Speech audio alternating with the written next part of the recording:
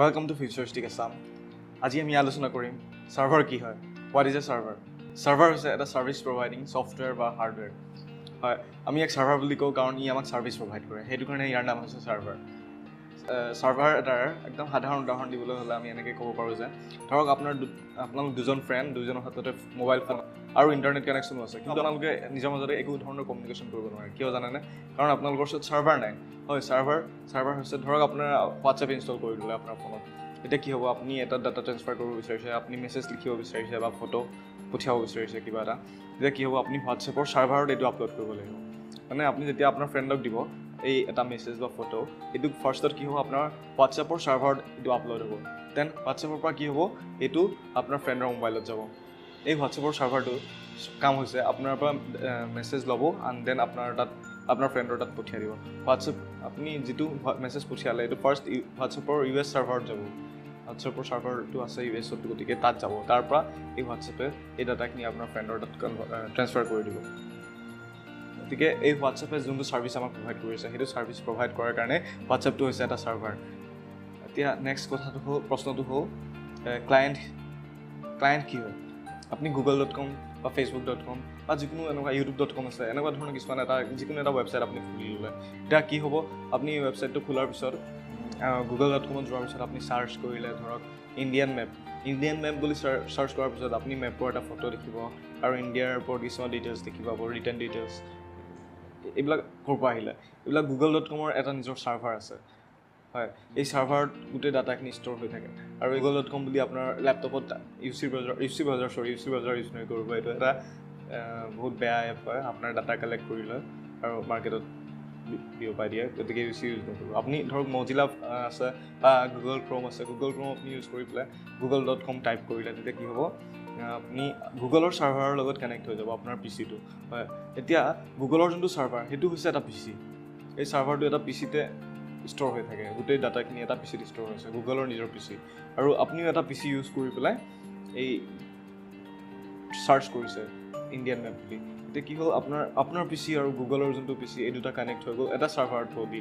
এতিয়া গুগলৰ PCটোৱে ছাৰ্ভাৰ কাম কৰে আৰু আপুনি হৈ গ'ল ক্লায়েণ্ট, কাৰণ আপুনি গুগলৰ ছাৰ্ভিচ ইউজ কৰিব বিচাৰিছে, গতিকে আপুনি হৈ গ'ল ক্লায়েণ্ট। গতিকে আল্টিমেটলি কি হ'ল, দুইটা হৈছে কম্পিউটাৰে। হয়, ছাৰ্ভাৰটো হৈছে এটা কম্পিউটাৰ, ক্লায়েণ্টটো হৈছে এটা কম্পিউটাৰ। আৰু তেওঁলোকে কি কৰি আছে, এইবিলাক ছাৰ্ভাৰ আৰু ক্লায়েণ্টে কিছুমান ছিষ্টেমছ ইউজ কৰি আছে ছাৰ্ভিচৰ ট্ৰেন্সফাৰ কৰিবলৈ। এতিয়া নেক্সট প্ৰশ্নটো হ'ল, আপুনি আপোনাৰ ঘৰত নিজৰ এটা ছাৰ্ভাৰ বনাব পাৰে নেকি? হয়, আপুনি আপোনাৰ নিজৰ ছাৰ্ভাৰ বনাব পাৰে। আপুনি আপোনাৰ ডেস্কটপ বা লেপটপতো ছাৰ্ভাৰ বনাব পাৰে। আপুনি যদি বিচাৰে আপুনি আপোনাৰ ফোনতো ছাৰ্ভাৰ বনাব পাৰে। এতিয়া কথাটো হ'ল, আপুনি আপোনাৰ ফোনত এটা ছাৰ্ভাৰ বনোৱা বা আপোনাৰ ডেস্কটপ বা PCত এটা ছাৰ্ভাৰ বনোৱা ভাল হ'ব নে নাই? ইয়াত মন কৰিবলগীয়া কথাটো হৈছে, আপোনালোকেতো শুনিছে চাগে ছাৰ্ভাৰ ডাউন হোৱা, বেংকত ছাৰ্ভাৰ ডাউন হৈ যায়, ATM-ত কেতিয়াবা ছাৰ্ভাৰ ডাউন হৈ যায়। ইয়াৰ মানে কি? ইয়াৰ মানে এইটোৱে হৈছে যে আপুনি যেতিয়া ৰিকুৱেষ্ট কৰিব, আপুনি এজ এ ক্লায়েণ্ট হিচাপে আপুনি এটা এটা ৱেবছাইটৰ ছাৰ্ভাৰত বা ATM-ৰ ছাৰ্ভাৰতে আপুনি যেতিয়া ৰিকুৱেষ্ট কৰিব পইচা উঠাবলৈ বা কিবা ডাটা কালেক্ট কৰিবলৈ, তেতিয়া সেই ডাটাখিনি সময়মতে আপোনাক ট্ৰেন্সফাৰ কৰিবলৈ ক্ষমতা নাই। নিজৰ ক্ষমতা অনুযায়ী এই ছাৰ্ভিচখিনি প্ৰভাইড কৰিব নোৱাৰে, তেতিয়া আমি কওঁ এইটো ছাৰ্ভাৰ ডাউন বুলি কওঁ। তেনেকৈ উদাহৰণস্বৰূপে আপুনি আপোনাৰ নিজৰ কম্পিউটাৰতে এটা ছাৰ্ভাৰ খুলি ল'ব বিচাৰিছে, হয়, তেতিয়া আপুনি কি কৰিব, আপোনাৰ কম্পিউটাৰৰ ৰেম কিমান হ'ব, 8GB ধৰক হায়েষ্ট, আৰু ধৰক আপোনাৰ বেণ্ডউইথ আছে 1GB, প্ৰচেছৰ 1GB। এনেকৈ ধৰক আপুনি কি কৰিছে, আপুনি আপোনাৰ ছাৰ্ভাৰটো ক্ৰিয়েট কৰি ল'লে আৰু আপোনাৰ ক্লায়েণ্ট আছে 10জন। আপোনাৰ 10জন ক্লায়েণ্ট আছে, 10জনে যেতিয়া একেলগে সেই ৱেবছাইটটো আপোনাৰ খুলিব, সেই ছাৰ্ভাৰটো ইউজ কৰিব, তেতিয়া কি হ'ব, ছাৰ্ভাৰে কি কৰিব, আপোনাৰ PCটোৱে ছাৰ্ভাৰত আপলোড কৰিব এই ডাটাখিনি।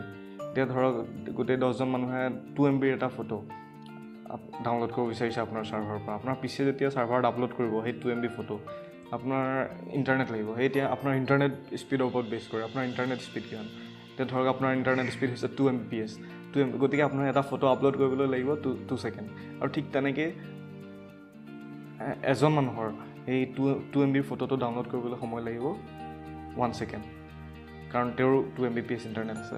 এতিয়া কি হ'ব, আপুনি যেতিয়া আপোনাৰ ৱেবছাইটত যেতিয়া 10জন মানুহে ৰিকুৱেষ্ট কৰিব সেই 2 MB ফটোটো ডাউনলোড কৰিবলৈ, তেতিয়া কি হ'ব, আপোনাৰ আপলোড স্পীডটো ডিভাইড হৈ যাব, 10জনেৰে ডিভাইড হৈ যাব। 10জনেৰে যেতিয়া 2 MB ফটো ডিভাইড হৈ যাব, 2 Mbps আপলোড স্পীডটো ডিভাইড হৈ যাব, তেতিয়া কি হ'ব, এইটো 200 KB হৈ গ'ল। 200 KB যেতিয়া হৈ গ'ল, আপুনি 10জনক একেলগে আপলোড যেতিয়া কৰি আছে এটা ফটোকে 10জনক যেতিয়া আপলোড কৰি আছে তেতিয়া 200 kbps স্পীডহে আপুনি এজনক দিব পাৰিব 200 kbps স্পীড যেতিয়া আপুনি এজনক দিব তেতিয়া এজনে সেই ফটোটো ডাউনলোড কৰিবলৈ কিমান সময় ল'ব 10 ছেকেণ্ড গতিকে আপুনি 10 ছেকেণ্ডত অকল এটা ফটো আপলোড কৰিব পাৰিব 10জনৰ কাৰণে এনেকৈ হ'লে কি হ'ব আপোনাৰ ক্লায়েণ্টে আপোনাৰ ইউজাৰ্ছবিলাকে আপোনাৰ ৱেবছাইটত আহি ভাল নাপাব কাৰণ অকল এটা ফটোৰ কাৰণে 10 ছেকেণ্ড কোনেও সময় ৱেষ্ট কৰিব নিবিচাৰে ভিতৰত আপুনি যেতিয়া কি হ'ব আপোনাৰ এনেকৈ 100জন মানুহ আহি যাব তেতিয়া আপোনাৰ স্পীড কিমান হ'ব 2 kbps হ'লে আপোনাৰ এটা ফটো লোড কৰোঁতে 1000 ছেকেণ্ড লাগি যাব আপোনাৰ সেইটো এটা ফটো আপলোড কৰিবলৈ আৰু তেওঁলোকে ডাউনলোড কৰিবলৈ লাগি যাব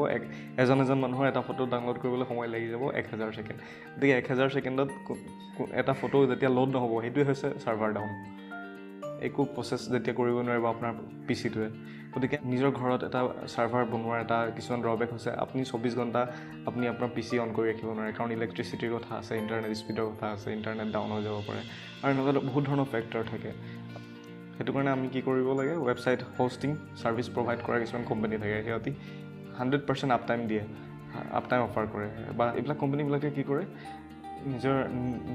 নিজৰ ডাটাবেছত এনেকৈ এইবিলাক এয়াৰ কণ্ডিশ্যন কুলিং ছিষ্টেমবিলাক ৰাখি পেলাই তাতে গোটেই প্ৰচেছৰবিলাক ঠাণ্ডা হৈ থাকে আৰু এনি টাইম ইলেক্ট্ৰিচিটি ধৰক পাৱাৰ জেনেৰেটৰ ইউজ কৰি পেলাই এনি টাইম ইলেক্ট্ৰিচিটি কানেক্ট কৰি ৰাখে এনেকুৱা ৱেব হোষ্টিং ছাৰ্ভিচ কিছুমান প্ৰভাইড কৰে নিজৰ ছাৰ্ভাৰ থ্ৰু দি ৱেব হোষ্ট কৰিবলৈ ছাৰ্ভিচ প্ৰভাইড কৰে এতিয়া প্ৰশ্ন হ'ল google.com হয় google.comতো গোটেই ৱৰ্ল্ডৰ পৰা ডেইলি বহুত গাল মানুহে google.com এক্সেছ কৰে কিন্তু ইহঁতৰ ছাৰ্ভাৰ কিয় ডাউন নহয় ইহঁতৰ ছাৰ্ভাৰ ডাউন নহয় কাৰণ google.com কি কৰিছে নিজৰ ছাৰ্ভাৰবিলাক ডিষ্ট্ৰিবিউট কৰি উঠিছে গোটেই ৱৰ্ল্ডত তেওঁলোকৰ ছাৰ্ভাৰসমূহ ডিষ্ট্ৰিবিউট হৈ আছে তেতিয়া কি হ'ল ইণ্ডিয়াৰ পৰা যদি কোনোবাই ক্লিক কৰে google.com তেতিয়া কি হয় তেওঁলোকে ইণ্ডিয়াৰ ছাৰ্ভাৰত ইণ্ডিয়াত বা এছিয়াত যদি সিহঁতৰ নিয়াৰেষ্ট ছাৰ্ভাৰ যোনটো তাত ৰিডাইৰেক্ট কৰি দিয়ে আৰু ৰিডাইৰেক্ট কৰিলে কি হয় সিহঁতৰ নিজৰ নিয়াৰেষ্ট ছাৰ্ভাৰৰ পৰা এই গোটেইখিনি ডাটা আমি কালেক্ট কৰি ল'ব পাৰোঁ তেনেকৈ ৱৰ্ল্ডৰ বেলেগ পাৰ্টত কি হয় এনেকৈ বহুত গাল ডাটা চেণ্টাৰ তেওঁলোকৰ আছে আৰু চবতে তেওঁলোকে নিজৰ ডাটাবিলাক ডিষ্ট্ৰিবিউট কৰি থৈছে আৰু ছাৰ্ভাৰ ডিষ্ট্ৰিবিউশ্যনৰ কাৰণে সেইটো সহজ হৈ পৰে কাৰণ নিয়াৰেষ্ট যোনটো ছাৰ্ভাৰ থাকে